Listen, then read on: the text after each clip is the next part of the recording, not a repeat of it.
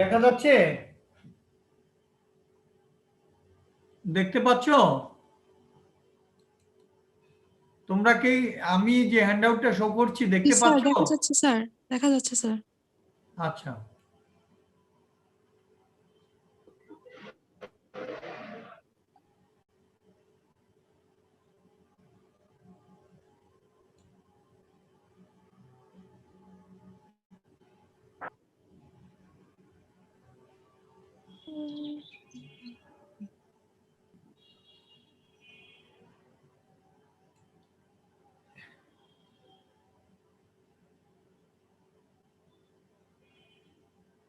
এত বড় রাখবো নাকি আর একটু ছোট করব? স্যার এতটুকুই থাক স্যার। ঠিক আছে।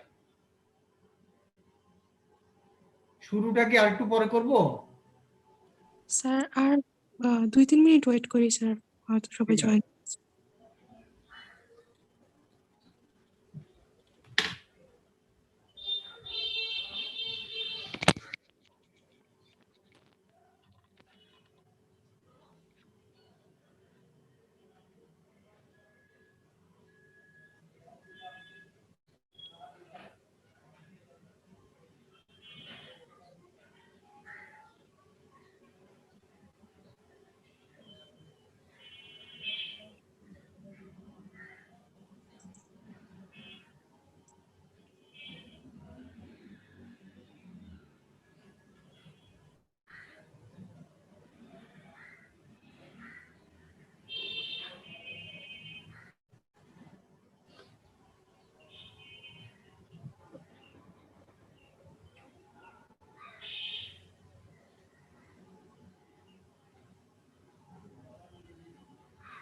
এখন শুরু করি।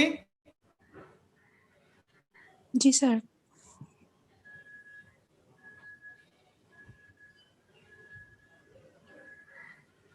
দেখো আমি লাস্ট ক্লাসে তোমাদেরকে ডিসপারশনের যেই মেজারগুলি পড়িয়েছি, বিশেষ করে রিলেটিভ মেজার্স অফ ডিসপারশন, আমরা যখন তুলনা করতে যাব ভেরিয়েশন দুটি সিরিজের মধ্যে অথবা দুইটা পপুলেশন আছে বা দুইটা স্যাম্পলের মধ্যে, কোনটার ডাটাটা, কোন স্যাম্পলের ডাটাটা হোমোজেনিটি বেশি বা কনসিস্টেন্সি বেশি বা ভেরিয়েশন সংক্রান্ত যদি আমরা সিদ্ধান্ত নিতে চাই কোনটার ভেরিয়েশন বেশি কোনটার কম, তাহলে আমাদের এই রিলেটিভ মেজার অফ ডিসপারশনটা আমাদের তখন বেশি কার্যকরী ভূমিকা রাখে। কারণ হলো এখানে আমাদের কোফিশিয়েন্ট, আমরা যেই কোফিশিয়েন্টগুলি বা যেই মানগুলি পাচ্ছি, এই মানগুলির আমাদের কোনো ইউনিট থাকে না, ইউনিট ফ্রি ভ্যালু পেয়ে যায়। যেগুলি আমাদের সুবিধা হয়, যেমন আমি তোমাদের একটা উদাহরণ দিয়েছিলাম যে বাংলাদেশে মানুষের ইনকামের ডিস্ট্রিবিউশনের ভেরিয়েশনটা আর আমেরিকানদের ইনকাম ডিস্ট্রিবিউশন ভেরিয়েশনটা কেমন, কাদের ডিস্ট্রিবিউশনে ইউনিফর্মিটি বেশি। এটা করতে হলে হয় আমাকে টাকাকে ডলারে কনভার্ট করতে হবে অথবা ডলারকে টাকায় কনভার্ট করতে হবে। This is very troublesome, so we can not suggest to convert the data set into the same unit. It is very much troublesome. So here we can very wisely use any of the relative measures of dispersion. But the best measure of dispersion in case of relative or in case of comparing two distributions in consideration of their variation, I suggest you to use coefficient of variation. This is the best relative measure of dispersion. What's the reason of considering this one as the best? Because I have already discussed in the last class that standard deviation is the best measure of dispersion. So here this formula includes standard deviation, and ultimately this this is a, though this is one of the absolute, sorry, one of the relative measures of dispersion. this measure also can be treated as the best one. এখানে আমরা coefficient of variation আমি তোমাদের বুঝিয়েছি দুটি ক্ষেত্রে এটি করা উচিত। একটি হলো আমরা যদি ইউনিট দুটা পপুলেশন মধ্যে ভেরিয়েশন তুলনা করতে চাই কোনো বৈশিষ্ট্যের, তাহলে ইউনিট যদি ভিন্ন হয় তাহলে আমরা স্ট্যান্ডার্ড ডেভিয়েশনের পরিবর্তে আমরা কোএফিসিয়েন্ট অফ ভেরিয়েশনটা ব্যবহার করব। কারণ স্ট্যান্ডার্ড ডেভিয়েশন বের করলে যদিও এটি ভালো সর্বশ্রেষ্ঠ পরিমাপক ডিসপারশনের, তথাপি যেহেতু ইউনিট আছে ভিন্ন ইউনিটের ক্ষেত্রে আমরা তখন তুলনা করতে পারবো না, যার কারণে আমরা ভিন্ন ইউনিটের ক্ষেত্রে কোএফিসিয়েন্ট অফ ভেরিয়েশনটাকে স্ট্যান্ডার্ড ডেভিয়েশন থেকে অধিক উপযুক্ত পরিমাপক ডিসপারশনের আমরা মনে করি। নেক্সট হলো যদি যেই দুটা ডিস্ট্রিবিউশন বা যে দুটা ডাটা সেট কম্পেয়ার করতে চাচ্ছি তাদের ভেরিয়েবিলিটি, সেই দুটা ডাটা সেটের যদি মিন ভ্যালু সমান হয় তাহলে আমরা স্ট্যান্ডার্ড ডেভিয়েশন দিয়ে তুলনা করতে পারি ভেরিয়েশনটা। কিন্তু যদি মিন ভ্যালুর মধ্যে যথেষ্ট পার্থক্য থাকে তাহলে আমাদের সেই ক্ষেত্রে কোএফিসিয়েন্ট অফ ভেরিয়েশনটা আমাদের তুলনা করার জন্য সর্বোত্তম হবে। তাই কোএফিসিয়েন্ট অফ ভেরিয়েশন ব্যবহার করার দুটি আমি বলেছি, আমি দেখি এই হ্যান্ডআউটটা পাঠানোর সাথে সাথে ওটিও পাঠিয়ে দেওয়ার চেষ্টা করব। এটি আজকে মোটামুটি কমপ্লিট হয়ে গেছে হ্যান্ডআউটটা। তোমার ওই সিবিটার কোন ক্ষেত্রে প্রযোজ্য, অনেক সময় পরীক্ষা আসে যে in what situations coefficient of variation is more preferable two standard deviation, এরকম কোশ্চেন আসে। তখন এই দুটো পয়েন্টে আমরা সাধারণত বলে থাকি, একটা হলো আমরা যখন কম্পেয়ার করতে চাই দুটি ডিস্ট্রিবিউশন বা দুটি ডাটা সেট অথবা দুটো স্যাম্পল অবজারভেশন, তখন আমাদের কোনটার ভেরিয়েশন বেশি কোনটার কম সেই অবস্থা আমরা ইউনিট যদি একই থাকে স্ট্যান্ডার্ড ডেভিয়েশন দিয়ে করতে পারি। তারপরে মিন যদি দুইটা মোরলেস কাছাকাছি তাহলে স্ট্যান্ডার্ড ডেভিয়েশন দিয়ে করতে পারি। কিন্তু আমরা যদি আমাদের ইউনিট ভিন্নতা থাকে তাহলে আমরা স্ট্যান্ডার্ড ডেভিয়েশন দিয়ে করা ঠিক হবে না। আর আরেকটা হলো আমাদের যদি দুইটা ডাটা সেটের বা দুইটা পপুলেশন অথবা দুইটা ডিস্ট্রিবিউশনের যদি আমাদের মিন ভ্যালুটা কাছাকাছি না হয়, পার্থক্য থাকে, তখন আমরা স্ট্যান্ডার্ড ডেভিয়েশন ব্যবহার না করে কোএফিসিয়েন্ট অফ ভেরিয়েশন ব্যবহার করাটা যথোপযুক্ত মনে করি। এই দুটা পয়েন্ট তোমরা যদি লিখতে পারো ভালো, নতুবা আমি হ্যান্ডআউটের মধ্যে ওটা ইনক্লুড করে অথবা আলাদা ফাইলের মধ্যে দিয়ে দিতে পারি যে সিভির যে আলাদা গুরুত্ব যে দুইটা পয়েন্ট বলেছি এই দুইটা পয়েন্টে আছে ওই হ্যান্ডআউটে। তো ওইটা আমার আরেকটা কম্পিউটার আছে, তো এখনই তোমাদের দেখাতে পারতাম। ওই আবার ইন্টারনেট কানেকশনটা এখান থেকে ওই কম্পিউটারে নিতে হবে, তারপর ইমেলে এটার মধ্যে আনতে হবে, তারপর তোমাদের কাছে পাঠাবো, অথবা সরাসরি ওখান থেকে ইমেলে তোমাদের কাছে পাঠিয়ে দিতে পারি। এই এখন দেখো নোট আকারে এটি দিয়েছি এখানে CV coefficient of variation. CV মানে তো তোমাদের আবার জীবন বৃত্তান্ত সেই সিভি না, এখানে সিভি মানে কোএফিসিয়েন্ট অফ ভেরিয়েশন। ঠিক আছে। For comparing the variability of two series, we calculate the CV for each series. The series having greater CV is said to be more variable or unstable than the other. এখানে সিভির মান দুইটা তুলনা করতে গেলে CV তুলনা করতে গেলে যেই সিভিটা কম হবে সেইটার করেসপন্ডিং পপুলেশন বা সিরিজ বা ডাটা সেটের হোমোজেনিটিটা বেশি বা ইউনিফর্মিটি বেশি বা কনসিস্টেন্সি বেশি বা রিলেবিলিটি বেশি। যার সিভি কম সে অধিক হোমোজিনিয়াস, ওই ডাটা সেটটা হোমোজিনিয়াস বেশি। আর যার সিভি বেশি তা সে হেটারোজেনিটি বেশি বা ভেরিয়েবিলিটি বেশি ডাটা সেট। এটা তোমাদের বুঝতে হবে। CV of the great practical significance and the best measure of comparing variability of two series or two or more series, no problem, এটা বলেছি। এখন চলো মোমেন্টস নিয়ে লাস্ট ক্লাসে আমি ডিসকাস করেছিলাম মোমেন্টস এর কথা। কি বলেছি? Moments are constant which are used to determine the some characteristics, nature, shape, প্রকৃতি, আকৃতি, আকৃতি প্রকৃতি আর কি, প্রকৃতি আকৃতি, আকৃতি হলো শেপ, প্রকৃতি হলো nature of frequency distribution. Moments about the mean are called central moments বলেছি, and those about arbitrary value known as raw moments. মনে আছে লাস্ট ক্লাসে বলেছি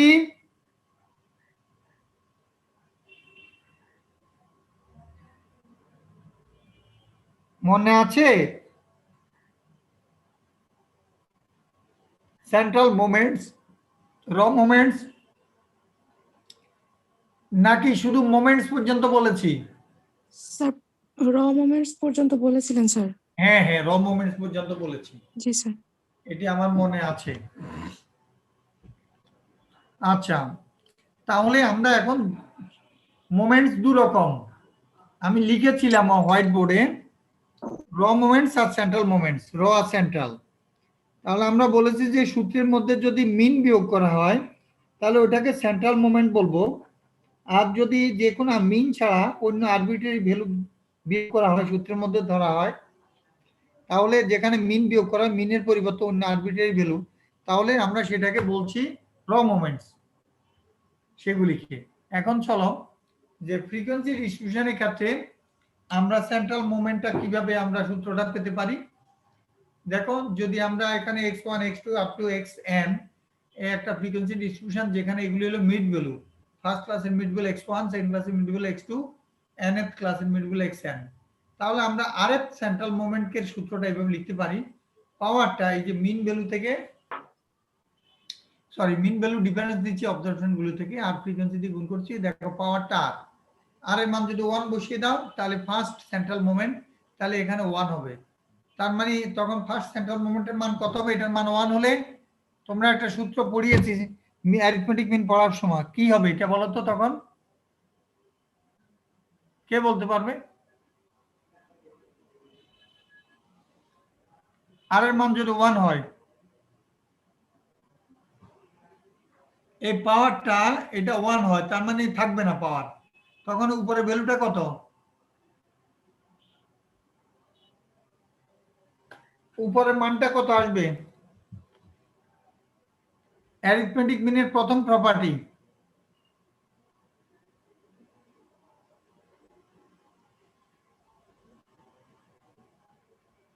কত?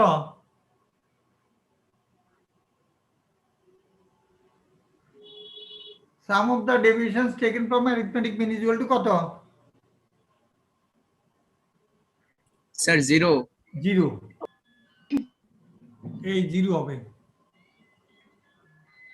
দেখো এই যে দেখো এই mu1 for any distribution is 0, এই যে mu1 is equal to 0 first central moment.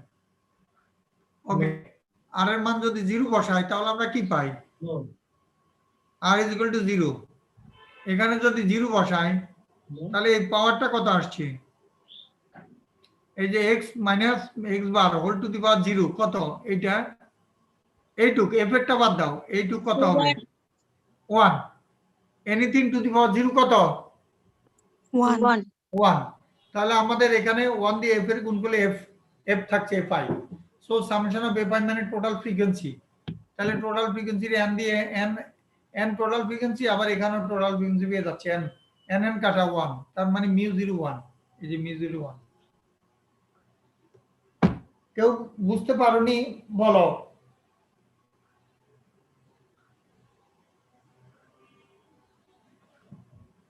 সবাই বুঝতে পেরেছো? ঠিক আছে। Sir. Second central moment mu2, পাওয়ার কত দেব?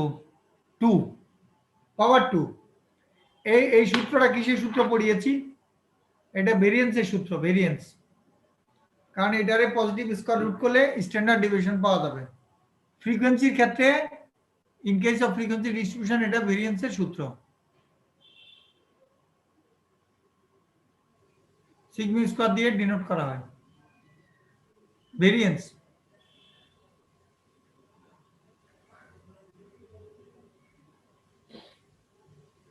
তারপরে third central moment mu3 just পাওয়ার 3, ফোর্থ সেন্ট্রাল মোমেন্ট জাস্ট পাওয়ার 4। এখন যদি ফ্রিকোয়েন্সি না থাকে তাহলে সূত্রের মধ্যে এফটা এখানে হবে না, এফটা হবে না, আর সবকিছু একই, এফ হবে না। আর যদি তোমার মিন ভ্যালু 0 হয় তাহলে কি হবে? Just summation of x i two the power r, F যদি না থাকে। আর যদি x এর মান 0 হয় তা f থাকে তাহলে summation of a pi xi to the power r, no problem. যতটুকু পড়িয়েছি কোনো কোশ্চেন? কোনো কোশ্চেন? না স্যার। আমি করোনার টিকা দিয়েছি, হাতে একটু ব্যথা করে, গতকালকে দিয়েছিলাম, গতকালকে ব্যথা করেনি। তোমরা দিয়েছো? না স্যার। না স্যার। ছাত্রছাত্রীদের নাকি দেওয়া শুরু করা কথা শুনেছি তো আমি, বলেন নাকি, একটা স্টুডেন্ট আমাকে বলেছিল বড় ভাইরা নাকি দিয়েছে, জানি না আমি, একটা ছাত্র বলেছে, আমার সাথে দেখা হয়েছে, তার বলেছে। আচ্ছা দেখো, স্টুডেন্টদের কাছে এইজটা শিথিল করতে পারে এই কথা শুনেছি আমি। এখন দেখো র মোমেন্ট, র মোমেন্টে আর এর সেন্ট্রাল মোমেন্টের সাথে র মোমেন্টের পার্থক্য একটা জায়গায়, মিন ভ্যালু ব্যবহার না করে এক্স বার ব্যবহার না করে এ ব্যবহার করবে। এ মিন্স আরবিটারি ভ্যালু, আরবিটারি তোমার ইচ্ছা, তুমি কি মান বসাবে তোমার ইচ্ছা এর পরিবর্তে বা এর জায়গাতে মিনের পরিবর্তে, তাহলে এটাকে র মোমেন্ট বলবো। এখন আর এর মান যদি 0 বসাও তাহলে আমার সূত্রটা হয়ে যাচ্ছে summation of a pi xi to the power r, এ 0 হলে। আর যদি অন্য কোনো ছাড়া মান বসাও তাহলে তো এখানে সমস্যা নেই, জাস্ট আমরা এটা র মোমেন্ট বলবো যদি তুমি এর মান মিনের সমান না হয়, আর মিনের সমান হলে ওইটা সেন্ট্রাল মোমেন্ট হয়ে যাবে। ওকে, এখন এর মান 0 বসালে দেখাও আর এর র moment about the origin 0, origin that mean 0, তাহলে আমি যেটা বলেছি তাহলে মিউ আর টু দি পাওয়ার, এটা মিউ আর প্রাইম বা ড্যাশ, র মোমেন্টকে ড্যাশ দিয়ে ডিনোট করা হয় ইকুয়াল টু এটা। এখন দেখো আর এর মান 1 বসাও, তাহলে আমি mu 1 dash equal to x bar পাচ্ছি। ফার্স্ট র moment mu 1 dash is the arithmetic mean, আর মিউ 2 কত, just 1/n summation of a pi xi যদি এর মান 0 হয়, মিউ 3 জাস্ট পাওয়ার 3 হবে, মিউ 4 পাওয়ার 4 হবে। এতটুকু পর্যন্ত কেউ বুঝেনি? কেউ আছো বা কারো কোনো কোশ্চেন আছে? না স্যার। নেক্সট,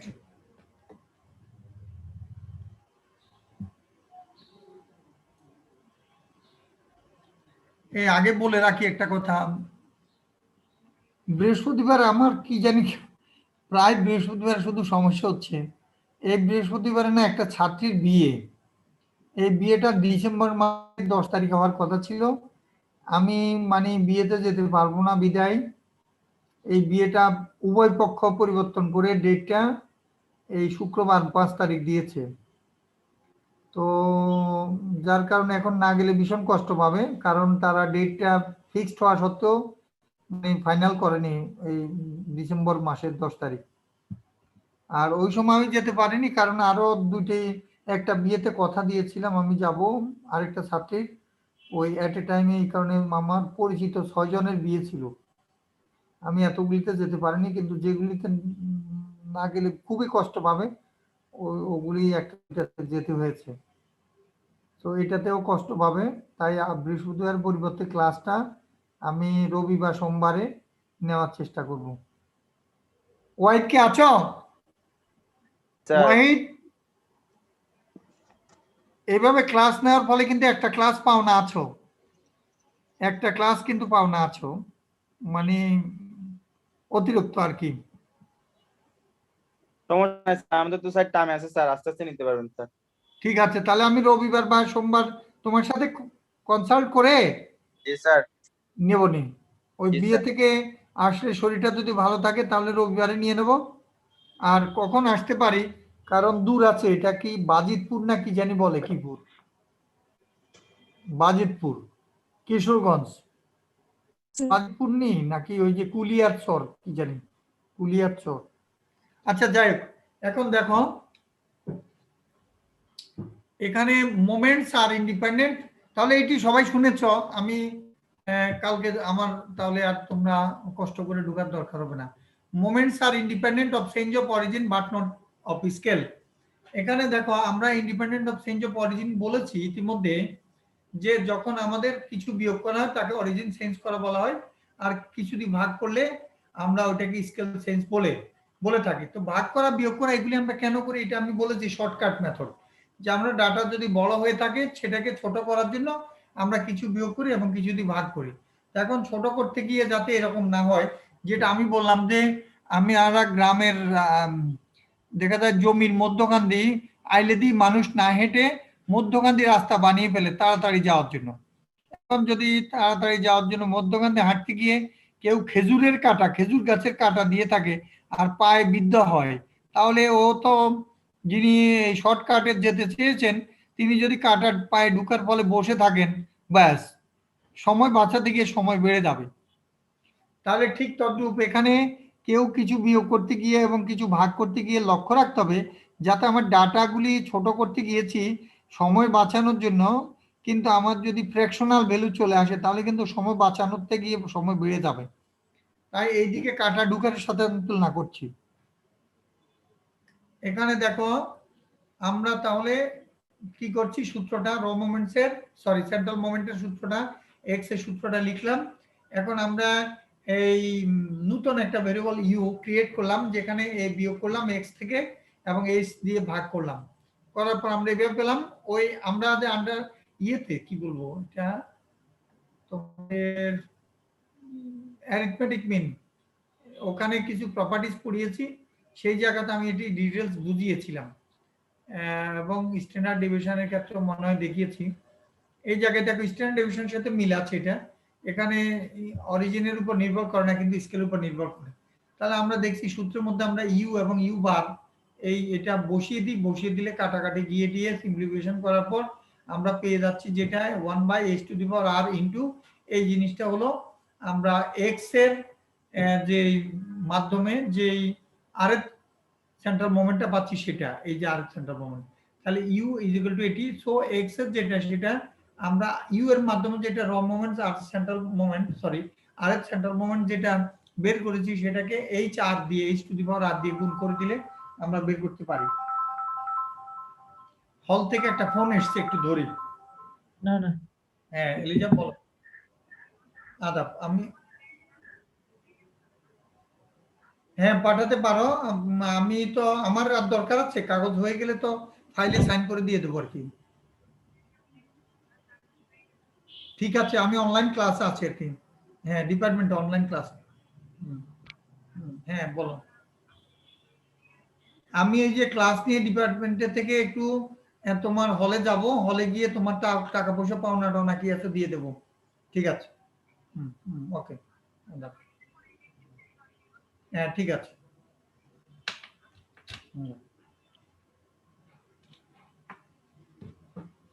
তাহলে আমাদের এখানে moments are independent of original, এখান থেকে আমরা দেখছি যে বিয়োগ করার পর ভাগ করার পর এ কিন্তু চলে গেছে, ভাগ করা যে এই যে ভাগ করেছি ওটা গুণ হিসেবে এসছে।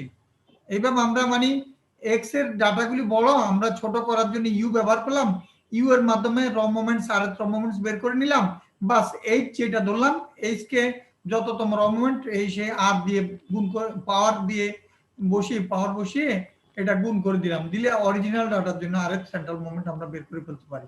এইভাবে আমরা দেখছি এবং প্রমাণ করতে পারলাম যে মোমেন্টসটা independent of origin but not scale আর কি। কারো কোনো প্রশ্ন আছে? প্রশ্ন নেই স্যার। না স্যার। হ্যাঁ না বলছে স্যার। আচ্ছা এখন দেখো একটা एग्जांपल আমরা এখানে ওয়েজের ডাটা আমরা বেতন টেতন এবং লেবার নাম্বার অফ লেবার্স এটা লেবারার্স, এটা ভুলে গেছে, ঠিক করে দেব, নাম্বার অফ লেবার্স না লেবারার্স। আচ্ছা এখানে তাহলে শ্রমিক তো কম্পিউট ফার্স্ট 4 সেন্ট্রাল মোমেন্টস, এখানে আমরা ইউ ব্যবহার করে দেখো এখানে মিড ভ্যালু নিয়েছি, এটা লেবারার লিখতে হবে লেবারার্স। আচ্ছা 0 থেকে 5, তাহলে এই জায়গায় ক্লাস ইন্টারভ্যাল মিড ভ্যালুগুলি নিয়েছি, ফ্রিকোয়েন্সি দিয়ে গুণ করেছি, তার আগে দিয়ে গুণ করার আগে দিয়ে এটা আমরা ইউ বের করে নিয়েছি, যেহেতু আমরা ডাইরেক্ট করছি না ইনডাইরেক্ট মেথডে করছি শর্টকাট কাজে আমরা এখানে আর আমি তোমাদের বলেছি যে বিয়োগ যদি করতে চাও তোমার মিডল মোস্ট ভ্যালু বিয়োগ করে দিতে পারো, আর ভাগ করা সাধারণত ক্লাস ইন্টারভ্যাল দিয়ে ভাগ করলে সুবিধা হতে পারে। আমাদের যেহেতু 5 ক্লাস ইন্টারভ্যাল ভাগ করছি 5 দিয়ে, আর মিডল মোস্ট ভ্যালু 12.5, আমরা 12.5 বিয়োগ করলাম। এইভাবে আমাদের ক্যালকুলেশন সুবিধা আমরা পেয়েছি, এবং ইউ ব্যবহার করে আমরা র মোমেন্টস গুলো বের করলাম। তারপর র মোমেন্টস গুলো সূত্রের মধ্যে বসিয়ে আমরা সেন্ট্রাল মোমেন্ট গুলো বের করছি, এখানে এই সূত্র এগুলি। তারপর দেখো আলটিমেটলি আমরা আবার গিয়ে সেন্ট্রাল মোমেন্ট গুলি র মোমেন্ট থেকে ইউর মাধ্যমে সেন্ট্রাল মোমেন্ট বের করলাম, এবং এরপর আমরা সেন্ট্রাল মোমেন্ট এক্স এর বের করার জন্য জাস্ট এইচ দিয়ে আমরা এই যে পাওয়ার যা যততম মোমেন্ট তততম এইচ এর পাওয়ার নিয়ে গুণ করে দিয়ে আমরা এক্স অরিজিনাল ডাটার ক্ষেত্রে মোমেন্টস গুলো বের করলাম। এরপরে হলো স্কিউনেস। স্কিউনেসটা কি জিনিস? স্কিউনেস হলো ল্যাক অফ সিমেট্রি, সিমেট্রির অভাব, ল্যাক অফ সিমেট্রি। আমি তোমাদের মনে হয় লাস্ট ক্লাসে একটু দেখিয়েছি যে কার্ভ দুই রকম হতে পারে, positively skewed, negatively skewed. Positively skewed curve হলে সেটা ডান দিকে লেজ বড় হবে, আর নেগেটিভলি স্কিউড হলে বাম দিকে লেজ বড় হবে। অর্থাৎ আমি মধ্যখানে যদি যেমন সিমেট্রিক কার্ভটাকে আমি মধ্যখানে একটা পারপেন্ডিকুলার লাইন আঁকলে দুই দিকে ভাঁজ করলে মিলে যাবে, this is symmetric curve, frequency curve. কিন্তু যদি না মিলে তাহলে বুঝতে হবে এটা অ্যাসিমেট্রিক। এখন এই কোএফিসিয়েন্ট অফ স্কিউনেস মানে বঙ্কিমতা বাংলায় বলে, এটা কতটুকু রয়েছে এবং এটা মেজার করার জন্য এই কোএফিসিয়েন্টটাকে আমরা বিটা দিয়ে ডিনোট করে থাকি। বিটা 1, শুধু বিটা না, বিটা 1, এখানে বিটা 1 দিয়ে ডিনোট করা হয়। এই জায়গায় আমি কারেকশন করতে পারবো না, এডিটিং করতে পারবো না, হ্যান্ড আউটে ঠিক করে পাঠিয়ে দেব। বিটা 1 দিয়ে করা হচ্ছে। এখন দেখো এরপরে কি কথা, আর আরেকটা জিনিস আছে সেটাকে বলে কার্টোসিস। এটা কোএফিসিয়েন্ট অফ স্কিউনেস, আরেকটাকে বলে কার্টোসিস। এই যে কার্টোসিস, কার্টোসিসটা হলো কি? কার্টোসিসটা হলো এইটা হলো তোমার পিকনেস, পিকনেস একটা হলো তোমার আমরা দেখছি যে কতটুকু বঙ্কিম, হ্যাঁ, ল্যাক অফ সিমেট্রি কত, আর এটা পিকনেস মানে কার্ভটার সুচালতা, বাংলায় সুচালতা বলে, কতটুকু সুচালক সেটা। তাহলে কার্টোসিস আর আমরা আরেকটা পড়ছি স্কিউনেস, এই দুটার একটাকে বিটা 1 দিয়ে ডিনোট করা হয় কোএফিসিয়েন্ট অফ স্কিউনেসকে, আর বিটা 2 কে যেটা হলো কার্টোসিস মেজার করার জন্য আমরা এই সিম্বলটা ব্যবহার করেছি বিটা 2। সেটা সূত্রটা মোমেন্টস বেসড ফর্মুলা দুইটারই হলো কার্ল পিয়ারসন আবিষ্কার করেছেন। তাই তিনি এই যে আমি উপরে যাব আবার এটা বোঝানোর জন্য, এই বিটা 1 মোমেন্টস দিয়ে বের করতে যদি চাই তাহলে mu 3 square divide by central moment, আর কি third central moment divide by cube. আর আরেকটা হলো বিটা 2 বের করলে মিউ 4 সেন্ট্রাল মোমেন্ট, আর কি, আর মিউ 2 স্কোয়ার। এইভাবে আমরা কার্ল পিয়ারসন সেট করতে পারি। কিন্তু এখানে এই ফর্মুলাতে এখানে বিটা 1 মানে কোএফিসিয়েন্ট অফ স্কিউনেস বের করলাম, আর কোএফিসিয়েন্ট অফ কার্টোসিস বের করলাম এই সূত্র দিয়ে বিটা 2 দিয়ে। কিন্তু এখানে সমস্যা হলো বিটা 1 এর ক্ষেত্রে অলওয়েজ পজিটিভ মান পাবে, কারণ মিউ 3 এর মান নেগেটিভ আসতে পারে, কিন্তু স্কোয়ার করলে অলওয়েজ পজিটিভ হয়ে যায়। তাই আমরা পজিটিভলি স্কিউড না নেগেটিভলি স্কিউড এই সূত্রের মাধ্যমে বুঝতে পারি না, যার কারণে আমরা এটি বোঝার জন্য ইচ্ছা করলে গামা 1 মানে কোএফিসিয়েন্ট অফ স্কিউনেসের জন্য আমরা গামা 1 ব্যবহার করতে পারি, যেখানে প্লাস মাইনাস আছে সূত্রের মধ্যে। আমরা এখানে যদি দেখি যে মিউ 3 মান নেগেটিভ, তাহলে নেগেটিভ সাইনটা কনসিডার করলাম, আর মিউ 3 মান যদি পজিটিভ পাই পজিটিভ সাইন কনসিডার করতে পারি। একইভাবে beta gamma 2 is equal to আমরা এখানে 3 থেকে কার্ভ 3 রকম আছে, যদি বিটা 2 এর মান 3 এর সমান হয় তাহলে ওটাকে মেসোকার্টিক বা নরমাল কার্ভ বলা হয়, আর 3 এর থেকে বড় হলে ওটাকে বলা হচ্ছে প্ল্যাটিকার্টিক, সরি ল্যাপ্টোকার্টিক, আর 3 এর কম হলে ওটাকে বলে প্ল্যাটিকার্টিক। এই রকম ব্যাপারগুলি আমরা দেখেছি। তাই গামা 2 বের করতে পারি এখানে বিটা 2 থেকে 3 বিয়োগ করে দিলে যেই মানটা পাবো এটা আমরা এটার ভিত্তিতেও কোএফিসিয়েন্ট অফ কার্টোসিস সম্পর্কে আমরা এক্সপ্লেইন করতে পারি বা ব্যাখ্যা করতে পারি, মানটা বা ধারণা নিতে পারি। এখন চল আমরা উপরে চলে যাই। মোমেন্টস বেসড ফর্মুলা যখন বলবে তখন এই বিটা 1 ইজ ইকুয়াল টু এই যে mu 3 square divide by mu 2 cube এই সূত্রটা ব্যবহার করব মোমেন্টস বেসড, এবং এটা কার্ল পিয়ারসন আবিষ্কার করেছেন, বা এটা উনি পায়োনিয়ার বিধায় ওনার নাম অনুসারে এই বিশেষ করে এখানে এই কথাটা বলা হচ্ছে বিটা গামা কোএফিসিয়েন্ট।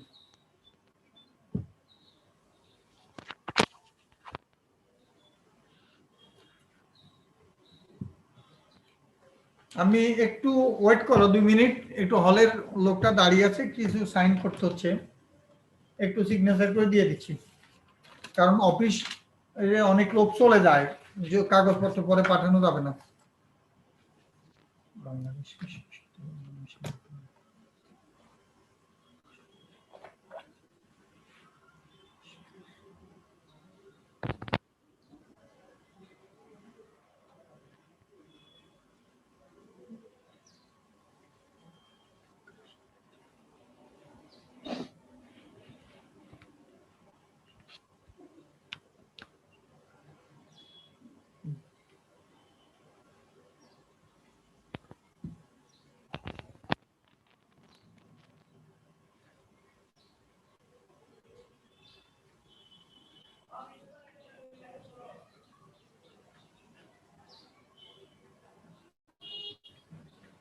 এটা তো যুগ উপযোগী ওকার হবে তো, ওকার না, উপ যুগ যোগ উপযোগী, যুগোপযোগী না।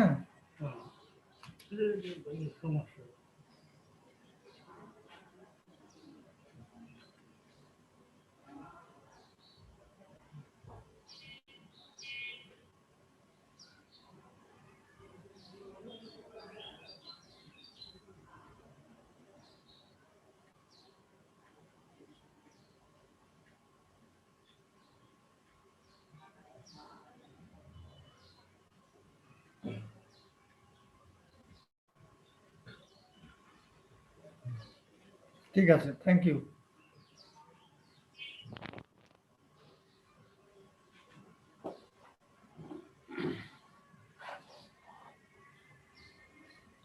এটা যুগোপযোগী, এই গয়ের ওকার হতো আর কি, এখন দেওয়া হয়নি, আমি বুঝবে যে প্রভর স্যার বানানটা মনে জানে না। ঠিক আছে, এখানে গয়ের ওকার হতো যুগোপযোগী, রসুর পরিবর্তে ওকার হয়ে যাবে। আচ্ছা, আজকে তারিখ 3/3/2021।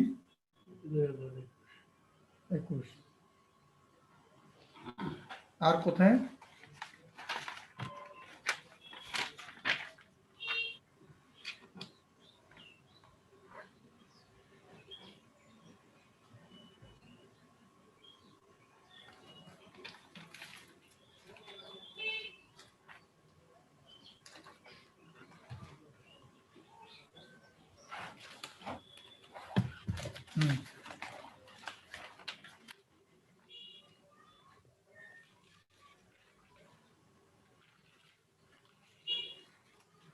কিছু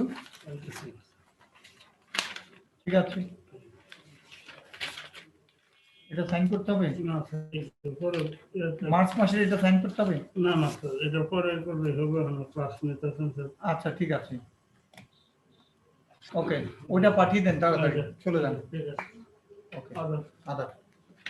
তাহলে আমি দুঃখিত, তোমাদের একটু বেশি সময় নিয়ে ফেললাম। এখানে কি লিখেছি দেখো, আমরা এখানে এই যে, তাহলে দেখো সিমেট্রিক্যাল ডিস্ট্রিবিউশন, এখানে কি বলেছে, a distribution is said to be symmetrical if the frequencies are symmetrically distributed about the mean. মিনের সাপেক্ষে কোনো ডিস্ট্রিবিউশনকে ফ্রিকোয়েন্সি ডিস্ট্রিবিউশনে সিমেট্রিক বলা হবে যদি তা মিনের সাপেক্ষে সিমেট্রিক হয়, অর্থাৎ ওই ডিস্ট্রিবিউশনে আমরা যদি একটা কার্ভ আঁকি, সেটাও বুঝতে পারবো যে লাইনের মিন বরাবর যদি একটা পারপেন্ডিকুলার লাইন আঁকি, ওই কার্ভের উপর টাচ করে এবং এক্স অ্যাক্সিসে, তারপর দুই পার্ট যদি মিলে যায় কার্ভের, তাহলে কিন্তু ওই লাইন বরাবর ভাঁজ করব, তাহলে কিন্তু আমাদের সেটাকে আমরা বলবো সিমেট্রিক। এখানে কি লিখেছে পরের লাইন দেখো, for symmetrical distributions the values equidistant from mean have equal frequency. এখানে দেখি যেমন এটা সিমেট্রিক, দেখো এখানে দেখো কি হচ্ছে, এই যে 20 বরাবর, এখানে 4 যে ভ্যালুটা, এটা মিন ভ্যালু, এবং এটার এইদিকে নিচের দিকে 18, উপর দিকে 18। এরপরে ভ্যালুটা দেখো 16 16, তারপরে কত এই 7 যে ভ্যালুটা এটা 14, 1 যে ভ্যালু 14 ফ্রিকোয়েন্সি, এর তারপরে 8 যে ভ্যালুটা উপরের দিকে 12, এই 0 ভ্যালুটা 12। এইভাবে সিমেট্রিক কার্ভটা আমরা বুঝতে পারি, মানে দুই দিকে আমরা যদি ফ্রিকোয়েন্সি কার্ভ আঁকি দুই দিকে মিলে যাবে। এবং মিন ভ্যালু এখানে 4, 4 এর সাপেক্ষে একটা পারপেন্ডিকুলার লাইন 4 থেকে উপর দিকে ওই কার্ভটা পর্যন্ত আঁকলে তারপর আমরা দিয়ে যদি লাইনের সাপেক্ষে ভাঁজ করি দুই দিকে মিলে যাবে। সো এটা একটা সিমেট্রিক কার্ভ বা symmetric distribution. Again for symmetrical distribution mean is equal to mode is equal to median, অর্থাৎ একটা সিমেট্রিক ডিস্ট্রিবিউশনে মিন মিডিয়ান মোড সমান। বাইবাতে তোমাদের কোশ্চেন করতে পারে কোন ডিস্ট্রিবিউশনে মিন মিডিয়ান মোড সমান, বলবা symmetric distribution mean median mode সমান। A distribution is said to be skewed if mean median and mode fall at different points, যদি এগুলির ভিন্নতা থাকে এদের মধ্যে তাহলে বুঝতে হবে ওইটা সিমেট্রিক ডিস্ট্রিবিউশন নয়, skewed distribution. The curve তোমরা কি বুঝতে পারছো?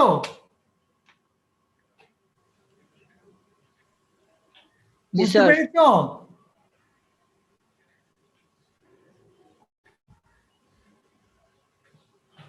শুনতে পাচ্ছো?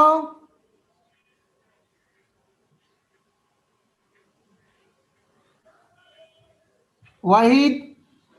জি স্যার। আচ্ছা, the curve drawn with the help of the given data is not symmetrical but elongated more to one side.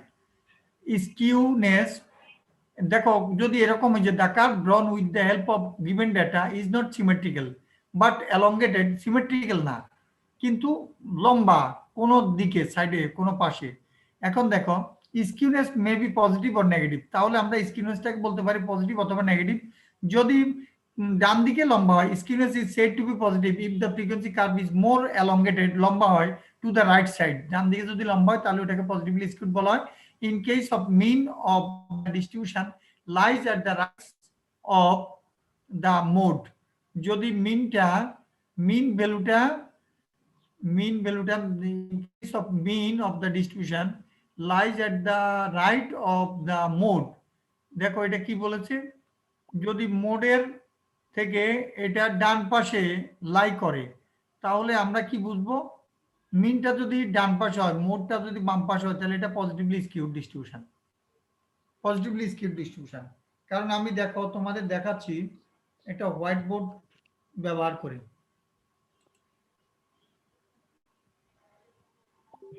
White board ব্যবহার করলে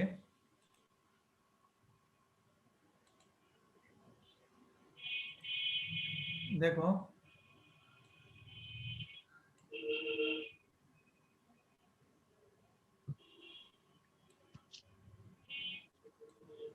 এখানে এটা হবে মোড, এই জায়গাটাতে মোড,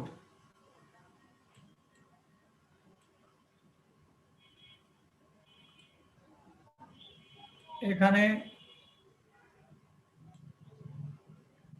মিডিয়ান,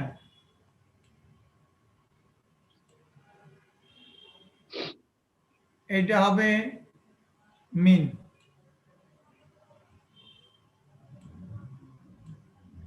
এক্স বার এটা মিন। তাহলে বলেছে যে মিন যদি মোড থেকে বড় হয় ডান দিকে আর কি পড়ে তাহলে এই ক্ষেত্রে বুঝতে হবে যে আমাদের এটা positively skewed curve. Median always এই দুটার মধ্যখানে থাকবে, মিন এবং মোডের মধ্যখানে থাকবে। পজিটিভলি স্কিউড না নেগেটিভলি স্কিউড এটা বুঝবো আমরা শুধু মিন আর মোডের তুলনা করে। যদি মিনটা মোড থেকে বড় হয় তাহলে পজিটিভলি স্কিউড, আর যদি দেখা যায় মিনটা মোড থেকে ছোট হয় তাহলে বুঝতে হবে নেগেটিভলি স্কিউড। যেমন দেখো নেগেটিভলি স্কিউডের ক্ষেত্রে তখন কিন্তু আমরা পাবো এই রকম, তখন এই মোড এখানে তো মোড, এরপর থাকবে মিডিয়ান, এই ভ্যালুটা এখানে মিডিয়ান, এখানে হলো মোডাল ভ্যালু, আর মিনটা তখন এরকম আসবে। এখন তোমরা কার্ভটা আঁকবার সময় কিন্তু তুমি বলতে পারো স্যার এই দুটার মধ্যখানে দেননি কেন, এটা হলো মূলত আসলে একটা সম্পর্ক আছে। মিন থেকে এই দেখো, এই যে মোড যেখানে তুমি কনসিডার করছো, এই মোড থেকে এই মিনটা 3 কিলোমিটার, যদি 3 মিটার দূরত্বে যদি থাকে তাহলে মিডিয়ান থাকবে 2 মিটার দূরত্বে, এরকম একটা সম্পর্ক রয়েছে। অর্থাৎ মোড থেকে মিডিয়ানের দূরত্বটা দেখা যায় 2 ফিট থাকলে, কথার কথা বললাম, 2 মিটার থাকলে 2 ফিট 2 সেন্টিমিটার থাকলে এই মিন থাকবে 3 সেন্টিমিটার। এই সম্পর্কটা এরকম না যে মাঝামাঝি থাকবে, তা না, মধ্যখানে আছে কিন্তু একজাক্টলি মিডল মোস্ট ভ্যালু না, এই দুটার মধ্যে থাকবে কিন্তু একদম মিডল মোস্ট ভ্যালু না। এটা হলো এই মোড থেকে যদি 2 সেন্টিমিটার দূরে থাকে, এটা থাকবে 3 সেন্টিমিটার দূরত্বে। এই হলো সম্পর্কটা কার্ভের। বইতে কিন্তু তোমার দেখবা কোন বইতে এটা বুঝে না, তারা কার্ভ আঁকতে পারে না ভালো, মনে হয় এই কারণে তখন ত্রুটি বিচ্যুতি ঘটে, এই সমান করে ফেলে দূরত্বটা, এটা ঠিক না।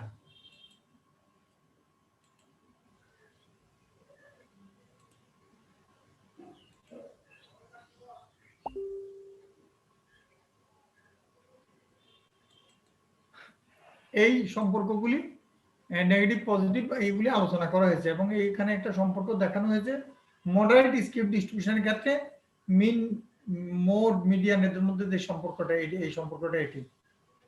অর্থাৎ আমরা যদি মডারেট স্কিউ ডিস্ট্রিবিউশনে মোড আর মিন বের করি, তাহলে আমরা সেই ক্ষেত্রে মিডিয়ান বের করে ফেলতে পারবো। হ্যাঁ, তিনটা আলাদা বের করা লাগবে না, দুইটা বের করলেই, যেমন মিন থেকে মোড বিয়োগ করে দিলে আমরা এরপরে এখান থেকে এই সম্পর্কের মাধ্যমে বাকি মিডিয়ানটা বের করে ফেলতে পারবো।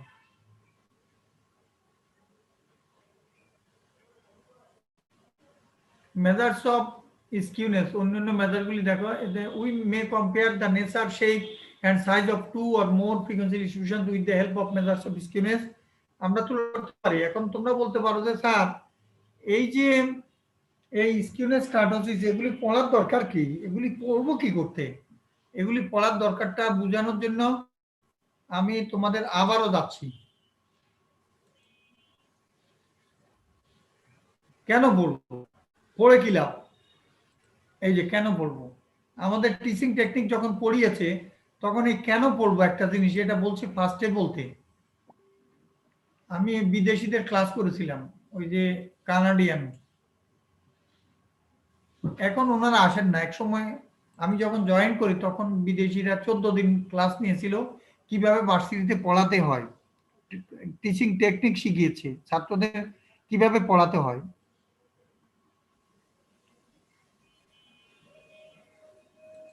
ছাত্র বা ছাত্রী, শুধু ছাত্র না, এখানে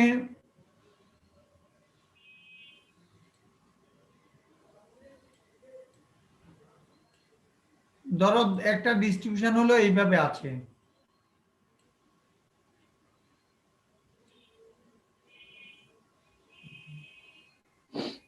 আরেকটা ডিস্ট্রিবিউশন এরকম আছে। এখন কিন্তু আমরা দেখতে পাচ্ছি আমাদের উদ্দেশ্য কি।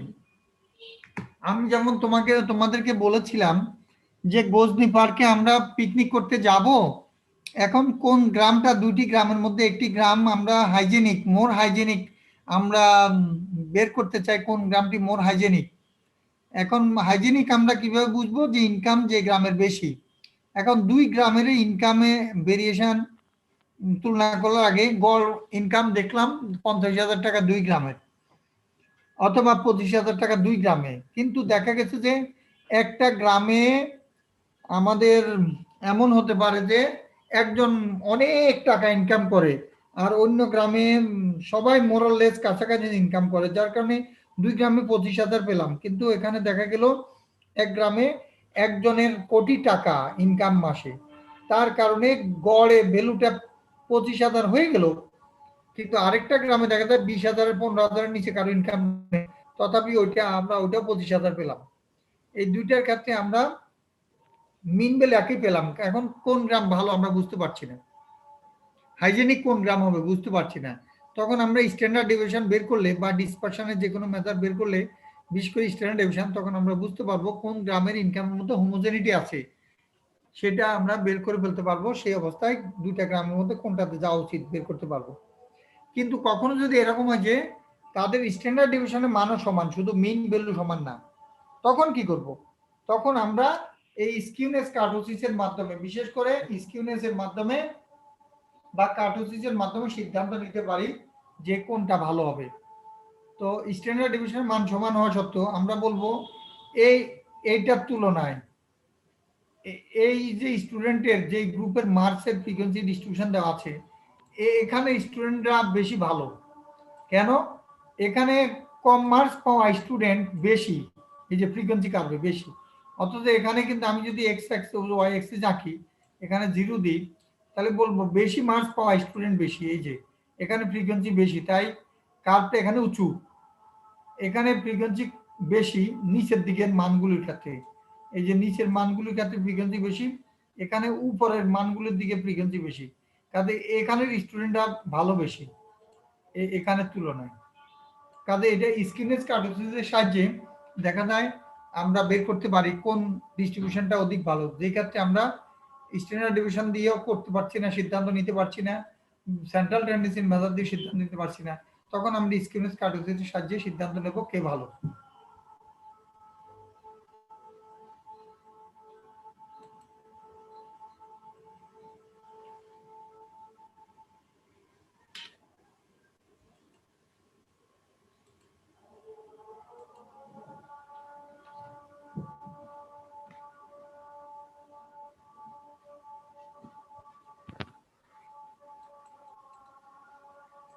রিলেটিভ মেজার্স অফ স্কিউনেস, এগুলি সিম্পল।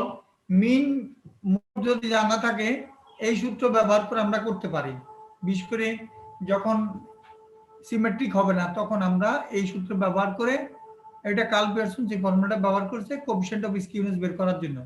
তবে আমরা বিটা 1 বিটা 2 ব্যবহার করব যখন মোমেন্টস বেসড ফর্মুলা ব্যবহার করব, তখন বিটা 1 দিয়ে স্কিউনেস কোএফিসিয়েন্ট অফ স্কিউনেস বোঝাবো আর বিটা 2 দিয়ে কোএফিসিয়েন্ট অফ কার্টোসিস বোঝাবো। যদি আমরা মোমেন্টস বেসড ফর্মুলা ব্যবহার করি, অর্থাৎ মোমেন্টস এর সাহায্য নিয়ে স্কিউনেস কোএফিসিয়েন্ট বের করি, তাহলে অন্যথায় কিন্তু আমরা এই সূত্রগুলি ব্যবহার করব। বাউলিস ফর্মুলা, ওই যে আমরা বিশেষ করে কোয়ার্টাইল ডিভিশন যেমন সূত্র বের করেছি, এখানে আমাদের কোয়ার্টাইল গুলো জানার ফলে আমরা এখানেও স্কিউনেস সম্বন্ধে ধারণা নিতে পারি। কেলিস ফর্মুলা আছে, ডিসেল এর সাহায্যে বা পার্সেন্টের সাহায্যে বের করে। আর এখানে coefficient of skewness based on moments, আলাদা একটা ফর্মুলা স্কিউনেসের বড় ধরনের দিয়েছে, যেখানে μ1 দিয়েও বের করতে পারি, আবার এই সূত্রটা ব্যবহার করেও করতে পারি। আর কার্টোসিসটা বিটা 2, সেটা এটা। এখানে আমরা বাস্তবে কিন্তু আমরা যেহেতু বিটা 1 অলওয়েজ পজিটিভ হচ্ছে, দেখো বোথ বিটা 1 এন্ড বিটা 2 আর অলওয়েজ নন নেগেটিভ, এই দুটোই non negative. The above formula cannot indicate as to whether the skewness is positive or negative. এটা আমরা এক্স্যাক্টলি বলতে পারি না এই সূত্রের মাধ্যমে, অর্থাৎ বিটা 1 বিটা 1 এর মাধ্যমে আমরা বলতে পারছি না positively skewed না negatively skewed. In such case, the nature of the distribution will depend on the value of mu3. mu3 এর মান যদি নেগেটিভ হয় আমরা বলতে পারবো না নেগেটিভলি স্কিউড, আর যদি mu3 পজিটিভ হয় positively skewed. If mu3 is positive, the skewness is considered to be positive. If negative, considered to be negative. Okay. তাহলে কার্টোসিসটা কি flatness of thickness of the frequency curve. Frequency কার্ভের flatness বা থিকনেসটাকে বোঝায় kurtosis. এবং kurtosis তিন রকম, একটা হলো লেপ্টোকার্টিক, প্ল্যাটিকার্টিক, মেসোকার্টিক। লেপ্টোকার্টিক হলো যেটা সবচেয়ে উঁচু এবং এটা আঁকবার সময় এইভাবে আঁকে, একটু আবার বোর্ডে যায়। প্রায় শেষ, এই কারণে আর 2-3 মিনিট লাগবে হয়তো, বা তোমরা কষ্ট পেও না, এই চ্যাপ্টারটাই শেষ হয়ে যাচ্ছে। ফুড ইঞ্জিনিয়ারিং এ পড়াচ্ছে যে ওখানে কি অনেক বেশি পড়িয়ে ফেলেছে আমাদের থেকে, জানো কিছু?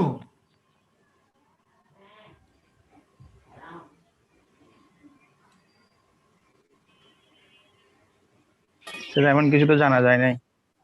আচ্ছা,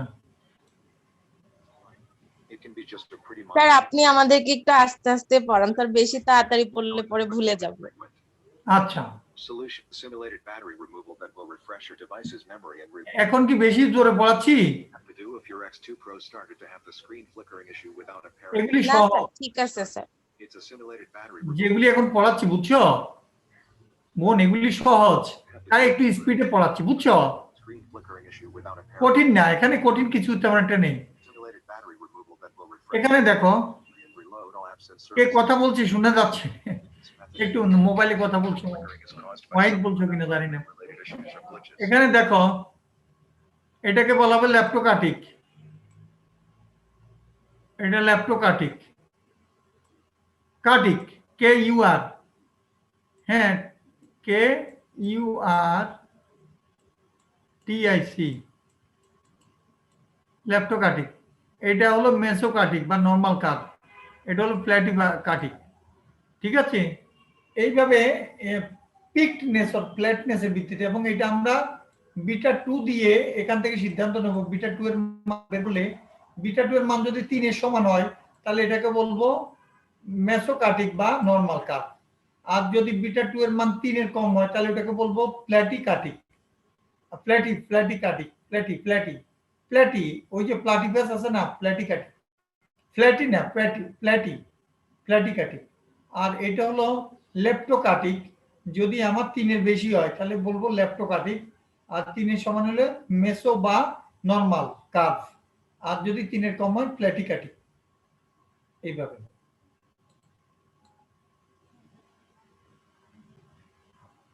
তোমাদেরকে তো না বুঝিয়ে কিছু পড়াই না, আমি পড়াচ্ছি নাকি?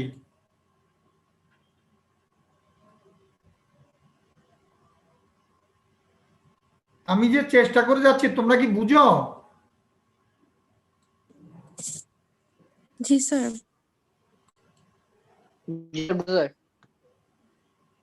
তাহলে এই হলো আমার মোটামুটি ভাবে আজকের লেকচার, মোটামুটি এখানে আর নেই, পড়ানো শেষ, এটা ফার্স্টে বলে দিয়েছি। ওকে, হ্যান্ড আউটটা পাঠিয়ে দেব, একটু কোথায় জানি 2-1টা কারেকশন আছে করে পাঠিয়ে দেব। এখানে অ্যাটেন্ডেন্সটা নিয়ে নি।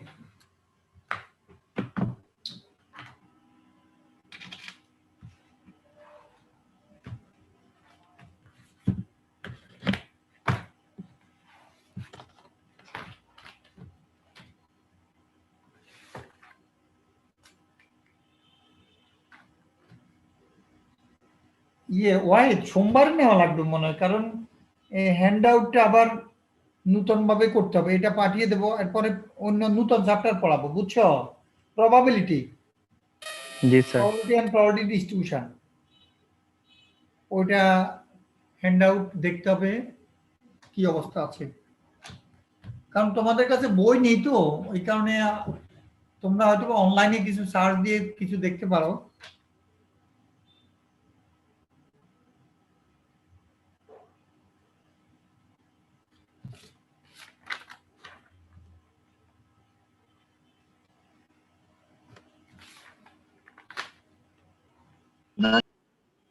Attention please.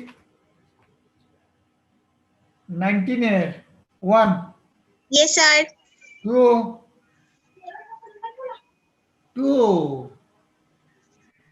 3 yes sir. Sir 2 আছে স্যার, 2 দেখা যাচ্ছে স্যার। ঠিক আছে 5 আছো, আচ্ছা 5 yes sir. 9 yes sir 11 yes sir 12 yes sir 14 Yes, sir. 15 Present, sir. 17 yes sir. 18 Noor নেই, অর্ণব স্যার ও আছে স্যার, নূর আছে sir.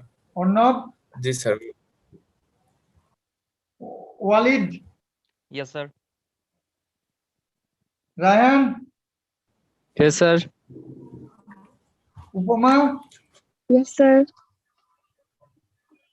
Kubra, yes sir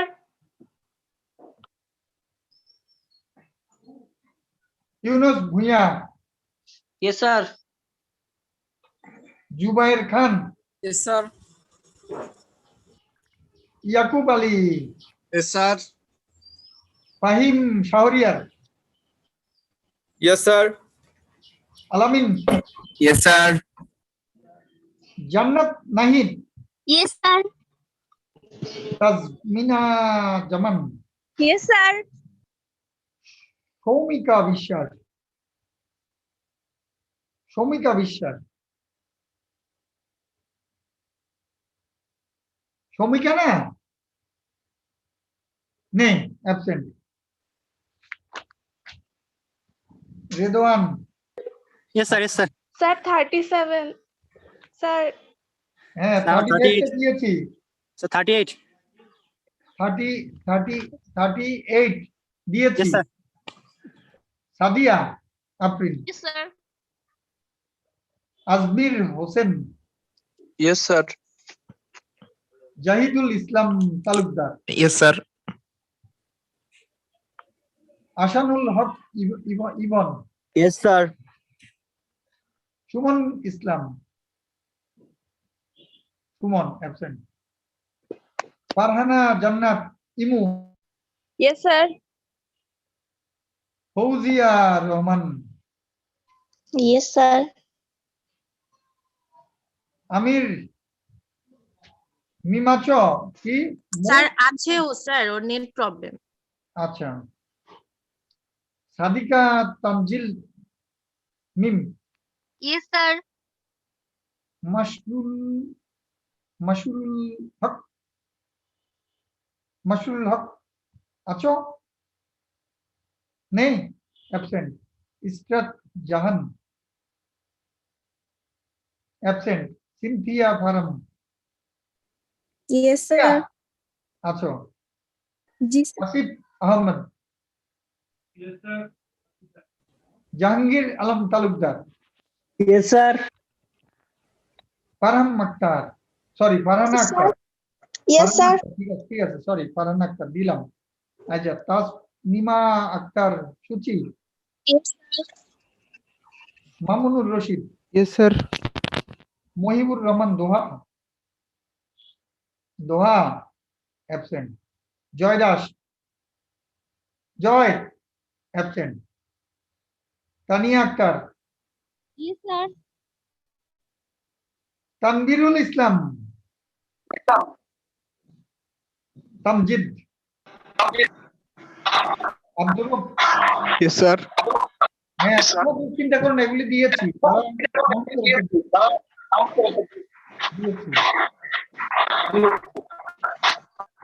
73 Asif ফাজান, Asif Asif নেই। শাফিউল ইসলাম, শাফিউল, Sir, 73. Asif. শাফিউল আছো? Sir, 73. 73 দিয়েছি, 75 আছো? নেই, অ্যাবসেন্ট করে দিচ্ছি।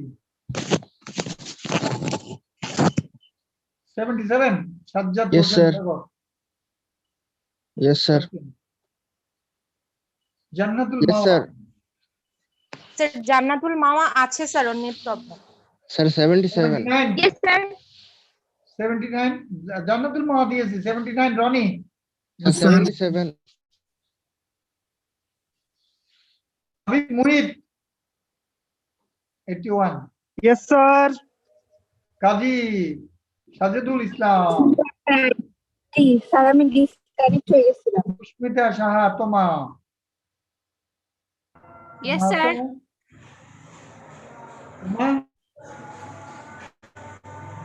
Absent. আফসানা আক্তার absent. হাফিজুল ইসলাম সিয়াম, Yes, sir. Shakib Al Hasan, Yes, sir. Sanchita পাল, Yes, sir. ইরফান আকবর, Yes, sir. Miraj Hasan Alif, Yes, sir. Sheikh Farid, Yes, sir. Nazia Bilkis, Yes, sir. Sumaiya Khatun, Sumaiya Khatun absent.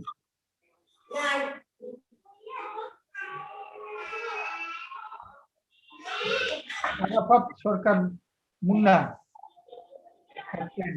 Farabi Hasan Dimon, Yes, sir. Yes, sir. Shariful Islam, Yes, sir. Nasrin Sultana absent. Sir ও sir disconnect হয়ে গেছে sir. আচ্ছা ঠিক আছে। অসিত কুমার মন্ডল, স্যার ওর বাসায় কারেন্ট চলে গেছে। হ্যাঁ স্যার ওর বাসায় কারেন্ট চলে গেছে স্যার, ও ছিল ও, লাস্ট। current চলে গেছে, আচ্ছা। জি স্যার। সুমাইয়া জান্নাত, Yes, sir. গোদলি, Yes, sir. Rafi, Yes, sir. Abida Sultana, Abida Sultana আছো? আচ্ছা এখন কে কে দিতে পারোনি? কারো কমেন্ট থাকলে বলো, নতুবা আমি ক্লোজ করে দিতে চাই। স্যার 65 আইডি স্যার দিতে পারে নাই, ও ছিল স্যার ক্লাসে। 65 তো দিয়েছি। Okay sir, thank you sir. Tania, জি স্যার। আর কোনো প্রবলেম নেই? ঠিক আছে, তাহলে আমি, তোমরা যদি বলো আমি লিভ করি। Sir, 77 দিছেন। 77 তো অ্যাবসেন্ট দিয়েছি, এখন দিচ্ছি। সাগর জি স্যার। দিলাম। আর কোনো প্রবলেম? 75 অ্যাবসেন্ট এখানে দেখলাম। শাফিউল ইসলাম, আচ্ছা ঠিক আছে, আর কোনো সমস্যা নেই। Sir 37 Soumika sir. কত? 37 স্যার। 37 Sir, 82. 37 হলো, এটা অ্যাবসেন্ট তো। সৌমিকা বিশ্বাস আছে? স্যার ও আছে স্যার, ও মানে ঢুকতে পারতেছে না। আচ্ছা ঠিক আছে, দিলাম। আর কোনো সমস্যা আছে? Sir, 82. 82 হলো কাজী সাজেদুল ইসলাম, প্রেজেন্ট দিয়েছি তো। স্যার 83। 83 তে তোমা অ্যাবসেন্ট। স্যার আছি আমি।